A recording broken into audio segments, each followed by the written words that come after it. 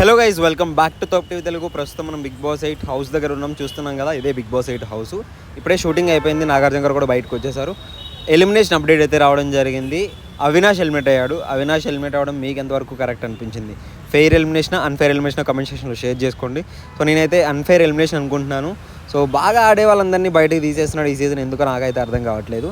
So Avinash కాకుండా తేజ వచ్చుంటే బాగుండేది అనిపించింది, ఎందుకంటే అవినాష్ కొంచెం బాగా ఆడాడు తేజతో కంపేర్ చేస్తే. మరి మీకేమైనా అనిపించింది కామెంట్ సెక్షన్లో కామెంట్ చేయండి. ఇప్పుడు డైరెక్ట్గా మనం గేట్ దగ్గరికి అయితే వెళ్దాము. అవినాష్ అయితే బయటకు కార్లో రాబోతున్నాడు అనమాట. గేట్ దగ్గరికి వెళ్ళిపోదాము. అవినాష్ని కూడా అయితే హోటల్కి అయితే తీసుకెళ్తారు. హోటల్కి తీసుకెళ్ళి రేపు ఎపిసోడ్ అయితే ఎప్పుడైతే అయిపోతుందో మనకి బయటకు అయితే తీసుకురావడం జరుగుతుంది. సో వచ్చే వైట్ కారే అవినాష్ కారు, అంటే అవినాష్ని తీసుకెళ్తున్నారు అనమాట హోటల్కి తీసుకెళ్ళిపోయిన తర్వాత రేపు బయటకు పంపిస్తారు కదా, అప్పుడు మనం గ్రాండ్ వెల్కమ్ సెలబ్రేషన్ కూడా షూట్ చేస్తాము.